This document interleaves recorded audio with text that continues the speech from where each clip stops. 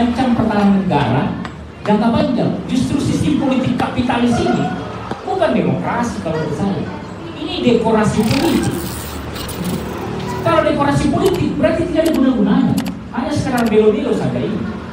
Yang kaya dalam posisi ini siapa? Elit politik yang kaya. Pimpinan partai yang kaya. Dan yang dapat uang hangus miliaran membayar partai ini kan para elit politik yang bayar. Rakyat cuma dapat apa? Paling kopi mori, paling makan siang gratis, baju kaos, rompi, topi. Tapi tahu nggak tatanan sosial?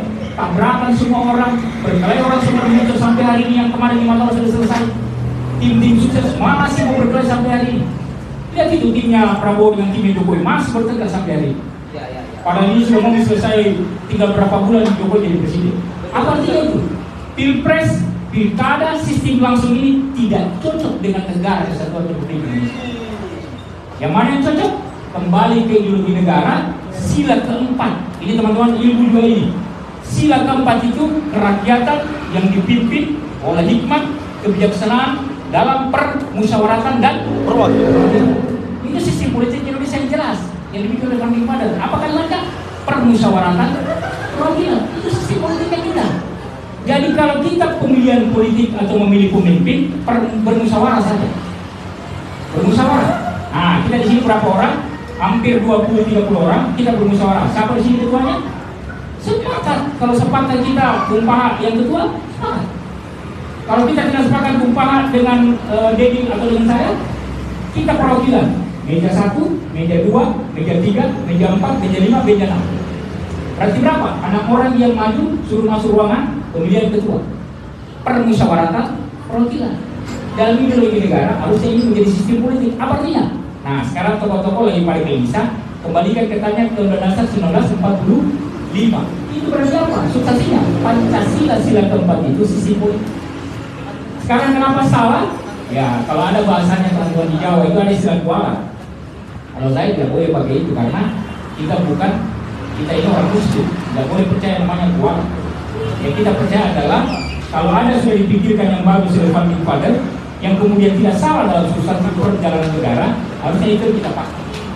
Jadi salah saya teman-teman sekalian kalau dalam diskusi ini, pilkada langsung dan pilpres langsung itu sudah cukup sampai di sini. Pilpres 2024 dan pilkada 2024 hentikan. Kembalikan ke sistem perwakilan. Ada yang debat saya banyak sekali nih. Bagaimana sistemnya? Nanti kita diskusikan. Tapi kalau saya tidak boleh mengadopsi sistem yang orde baru secara mentah, tapi modifikasi sistem politiknya digabung antara partai menentukan calon pemimpin dengan siapa perwakilan masyarakat. Bisa ormas, kita bikin kualifikasi. Ormas yang mana? Dalam kategori sosial politik, ormas yang minimal 20 tahun yang bisa mencalonkan orang. Lewat mana proses pemilihannya? Jangan langsung, tapi kembalikan ke parlemen. Pilpres begitu, boleh juga begitu modifikasinya. Pilkada langsung juga boleh begitu modifikasinya. Kalau pilkada begitu, aduh sudah nih. Tamat misalnya, tidak ada kebaikannya di barat. Lebih besar kalau tanya para ulama, tanya orang-orang ilmu Muhammadiyah atau ormas yang lain, ini lebih tinggi mudaratnya daripada kebaikan.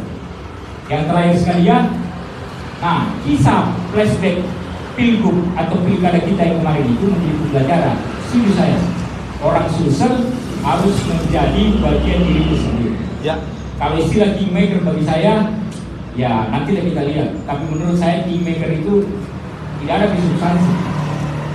Apalagi kalau bilang orang the next JK, tidak ada pilih next JK ini. Jadi jangan ada kelompok yang mengklaim dialah the next JK, tidak ada. Analisanya nanti kita lanjutkan kalau tentang itu. Assalamualaikum warahmatullahi wabarakatuh. Download Tribun X sekarang, menghadirkan lokal menjadi Indonesia.